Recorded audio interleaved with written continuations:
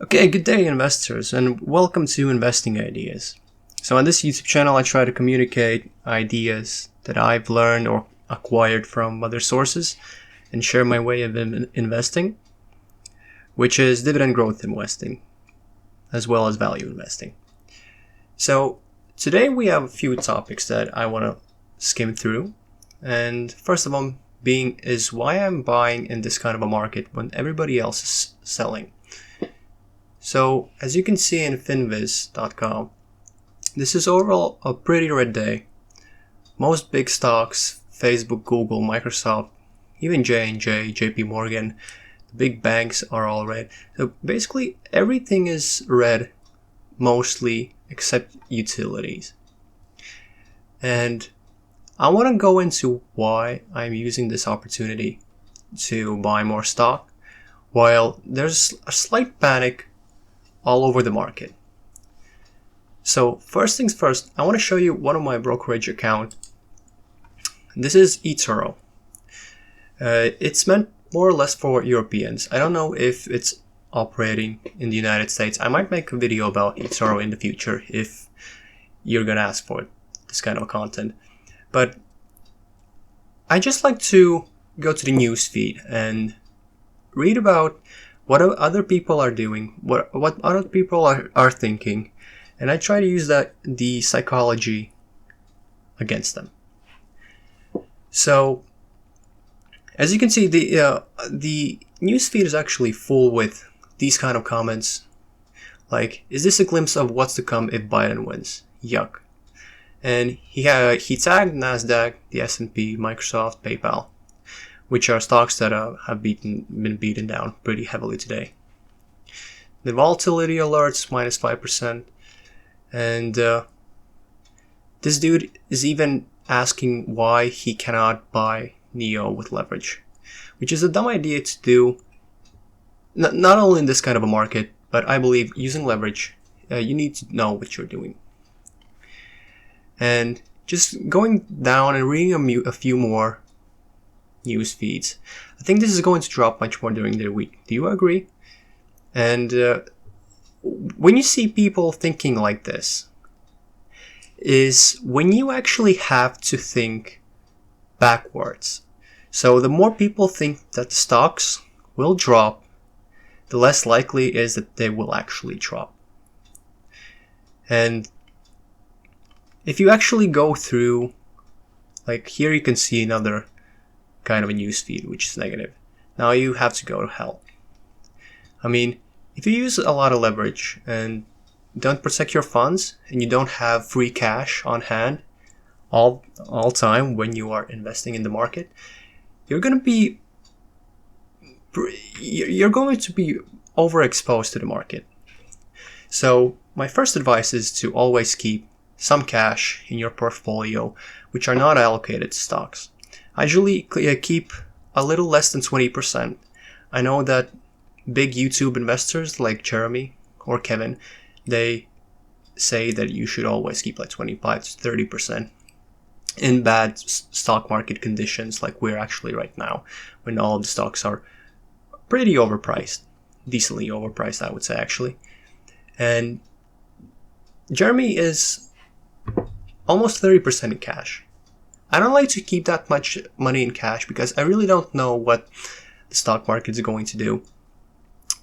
But let's just jump right to the next thing that I want to show you. So you've probably seen this graph a million times before. This is the S&P Composite Index. And this graph goes back to 1971. And if I just zoom in and show you what the graph actually looks like zoomed in. This is something that not a lot of people view on a daily basis. And I sometimes just look at this graph to take a chill pill and not do anything stupid with my stocks. So as you can see, from 1971, the S&P 500 has crashed numerous times. Right here, it crashed 27%. Here it crashed more than 30%. And you can see these kind of crashes all throughout history. Here, it's actually the 2000 dot-com bubble, 2008 housing crisis, and then there are smaller crashes that happen on a about 2 or 3 year period up until today with the COVID situation, which actually dropped the S&P 500, I believe, by more than 36%. But the overall idea, which I want to communicate with you, is that stocks, where do they go long term? Short term, okay, they might fall, they might even crash. Your stock might go up or down 20-30% in a matter of days. The weak hands in these kind of crashes, they will sell out, and then large institutions will buy in their positions. What I tend to hear is that it's not really worth investing if you don't have a lot of money. And I think this is completely absurd. And this Excel file is a great example of why you should invest even small amounts of money. So this Excel file shows you the returns that you would be able to get if you were to invest your money in the company Home Depot from the year 1995 to 2016 January. So how this works is that you would have an initial investment of $1,000 on the 1st of January 1995, and you would just buy whatever the amount of shares you could with those $1,000 at the open price of the stock.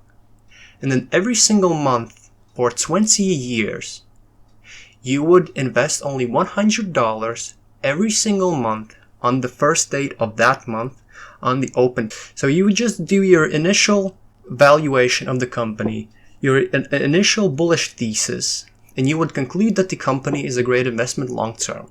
So if you only invested $1,000 back in 1995, 1st January, and kept investing for 20 years, your initial investment would be $26,000 over the 20-year period.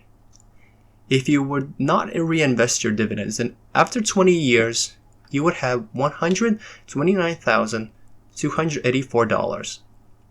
But if you would reinvest the dividends, the amount would actually be $174,044. That is exactly 667% return on investment. Not only that, but each quarter you would get a dividend payment of $571. Just imagine that. Every quarter you gain more from dividends than your monthly payment in the stock. That is just crazy. And the best thing about this is that it's only $100. Let's see what we can realistically get out of this crap. So if you work in an average job, you will probably be able to invest about $500 every single month into your brokerage account if you do not make bad decisions with your money. And let's see how this sum actually influences your total returns over a 20-year period. So as you can see, your initial investment would be $126,000.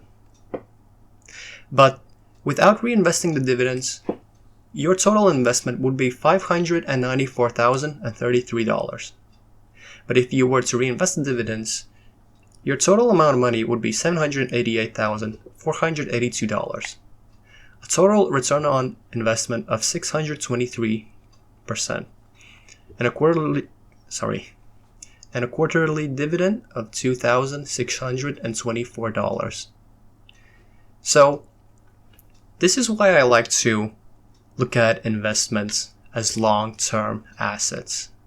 I don't believe that a person should trade in and out of stocks and begging for each 1 or 2% gain, because you need to make sure that your money works for you instead of you working for your money. That is why I do not day trade. The money that I've invested into the market is supposed to work for me.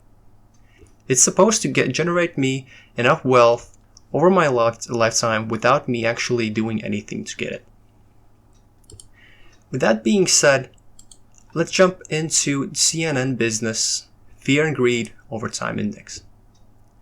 So as you can see, in March 2020, we had extreme fear in the market, and basically this is one of the best representations of when to buy in and when to sell a stock, in my opinion. So when there was extreme fear, you always need to do the opposite. So if there's a lot of fear, you need to buy, and when there's extreme greed, you need to sell. We actually saw that in early 2020, before the markets actually started to drop. There was extreme greed in the market, and I usually do not invest either in extreme fear or extreme greed. I like to invest when we are around the middle. I've seen that has brought me the most balanced returns. That is a realistic way to grow your portfolio, and most of the time this fear and greed index will be around the middle. I did not buy here, and I sold a little bit over here, but the amount that I sold was so minuscule that it actually consisted less than 3% of my portfolio. But I did kind of anticipate the drop, so I did want to get out of the positions that I thought were a little bit too overpriced for that time. Okay, so jumping to the next segment of the video, the stock of the day. Intel Corporation is now approaching a really solid place for me to double down on my position on Intel. Now, I know that you're probably saying that AMD is taking away market share for Intel. And yes, you would be correct. AMD is actually turning out to be a pretty tough competitor against Intel. But I want to show you my bullish thesis on Intel and why I think it's actually a really good stock for you to check out right now. So let's jump to the Q3 earnings for Intel Corporation. And I want to just show you some basic things that I looked at while evaluating if Intel is actually a good company to invest in right now. So you can see that on a quarter-to-quarter basis, the net revenues dropped from 19.2 billion to 18.3 billion, whilst the cost of sales actually went up from 7.9 billion to 8.6 billion. So this is a really toxic combination, and one would argue that this is a really bad sign for the company. But when you actually zoom out a little bit and look at this from a more of a macro view, you would actually, and check out the 9 months ended, this is actually a lot better picture. So from September 28, 2019, the net revenues were 51.8 billion, whilst in 2020 they were almost 58 billion.